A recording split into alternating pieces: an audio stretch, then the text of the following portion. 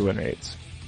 It's kind of misleading. The problem is there's a lot of characters who suck at low level, who like are string cheese at low level, so they're really good, right? Like the Bears, like King, like Alisa, and then they get worse the better you get at the game generally. It's not misleading. This is the actual data. We're not building a tier list out of this data, but this is the actual data when it comes to win rates. This is the most factual thing you can have in the game. This isn't misleading at all.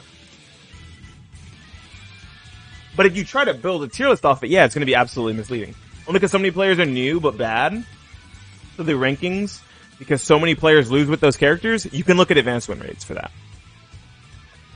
And if you look at advanced win rates, it still shows you that people don't lab even at purple and beyond, because Panda still has the highest win rate. Zafina, Kuma, Alisa, characters that can be labbed and get weaker when you lab them, they're still winning, because the vast majority of the player base isn't labbing. When you're looking at a tier list should probably be built with the highest level of competition in mind, but this is factual data from the entire subset of players.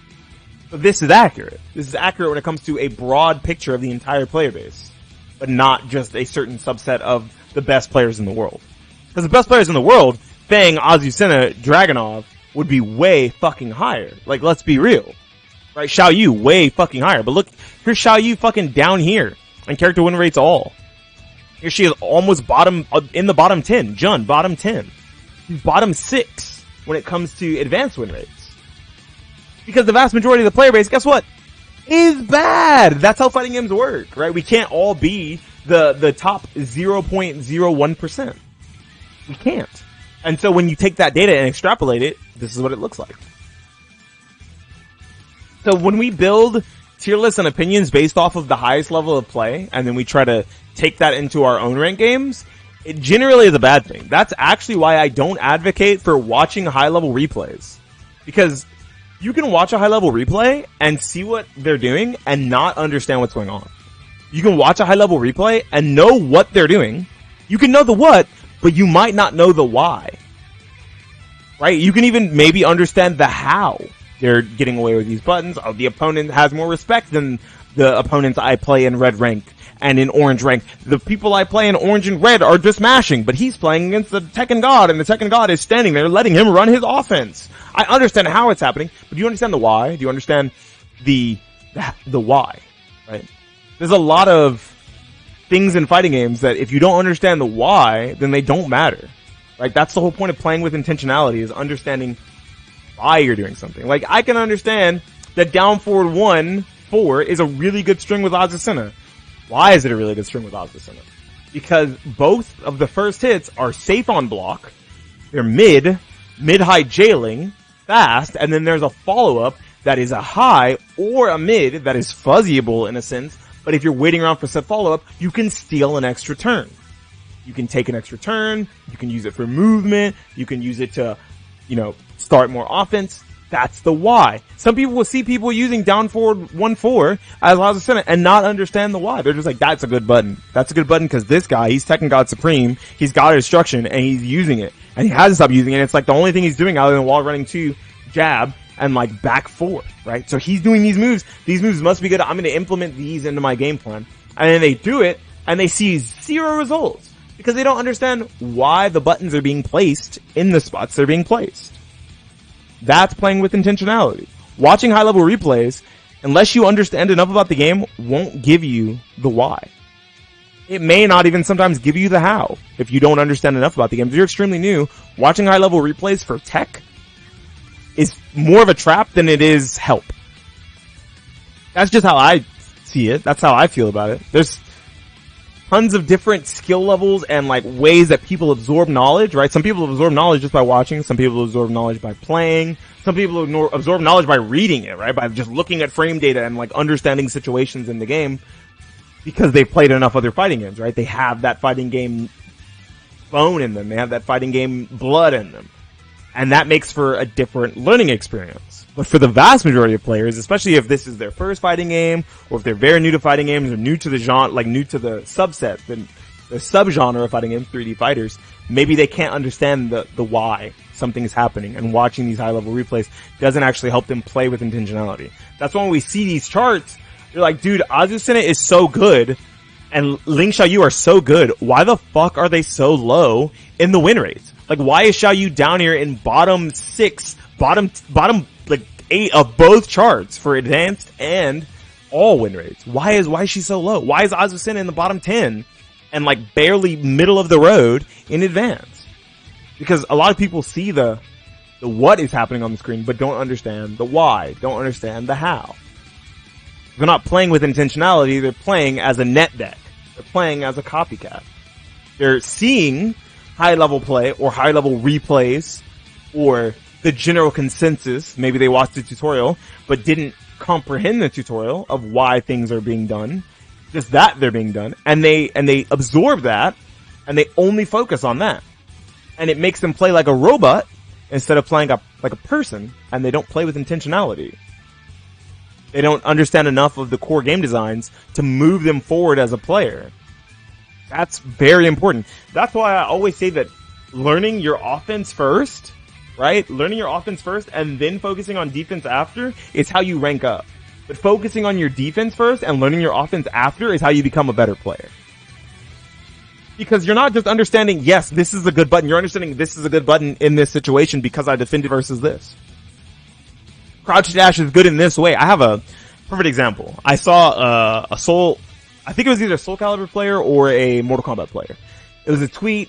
They were watching like Tekken 7 top like high level play, and they were watching a Mishima player.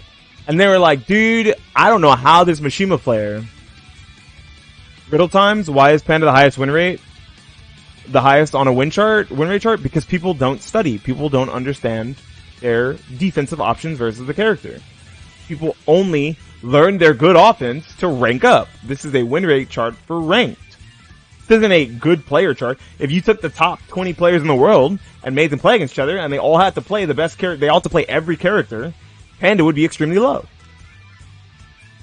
That and the Bears also have fucked hitboxes. Sure, and if you don't lab your combo for that, if you don't know that, you drop your combos on it. But there was a Mortal Kombat player that was watching high-level Tekken 7 play, and they were like, I don't understand how this Mishima player is getting away with these wave dashes in their face. This guy is just empty dashing in this guy's face. I would have checked him a long time ago. And then someone showed a side-by-side of same Tekken player trying to check, same Mortal Kombat player, now in Tekken 8, trying to check a wave dash, like a series of wave dashes from a Mishima, and getting electric and dying. And literally going, ah! Very loudly, because they weren't expecting there to be some sort of offense from those crouch dashes. Those crouch dashes exist as a mix-up. Each individual one of them is a mix-up. You see them, and you understand what's happening. You're like, yeah, he's crouching at him. He's advancing at him. But why is it happening? It's happening because each one of those crouch dashes is a mix-up, and if you don't understand that, sometimes you get blown the fuck up. It was a powerful tweet. They like took their original tweet and then like they showed them getting hit by it and they were like, you said what now? You were gonna do what versus those wave dashes from the Mishima player? Playing with intentionality is very important. And like looking at these charts, you said it's misleading or whatever, but this is how it looks when people are doing only what they know in ranked and nothing else. Right? A lot of these people are pretty bad at the game. That's just how fighting games work. The vast majority of us can't be good at fighting games. The vast majority, 50% of the player base is going to be losers most of the time. And those 50% generally are, unfortunately, if they're playing a very strong character, like an Azucena, or a Ling Xiaoyu, or a King, and you're low up on the totem pole, because you're not playing with intentionality. You're looking at the what buttons they did, and how they did those buttons, the execution of it, but not looking at the why. Learning to play with intentionality is so important for every game. Right? My opponent is hiding behind a tree in Fortnite. Okay, I'm going to shoot out the tree because I don't want them to have cover. You see how I said, I'm going to shoot out the tree, which is the what I'm going to do, and why I'm going to do it, is because I don't want them to have cover. How? That's easy. Press the fucking button. Press the button. It's a shooting game. Press the button or click the mouse. That's the how.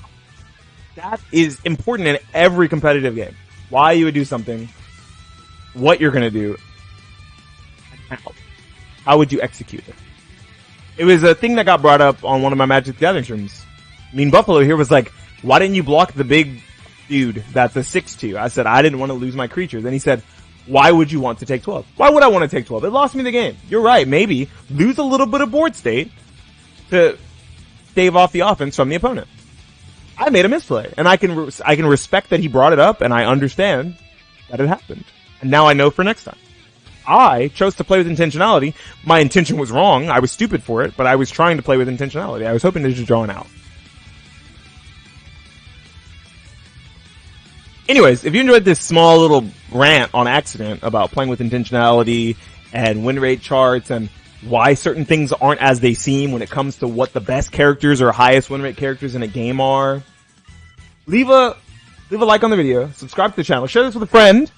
Love to get to 1,000 subscribers eventually. That'd be really, really sick. Come to the Twitch stream where we do these conversations and talk segments and rants live. Comment down below if you don't feel like you're playing with intentionality, and maybe I can give you some pointers. Maybe someone else in the comment section down below will also give you pointers. Let's make this a learning stream and a learning video. Anyways, this has been Beanie Thuggish for the YouTubes, talking about misleading information when it comes to character strength, popularity, and ranked, playing with intentionality, and understanding the what, how, and why of what you're doing in competitive games. Signing out and saying peace.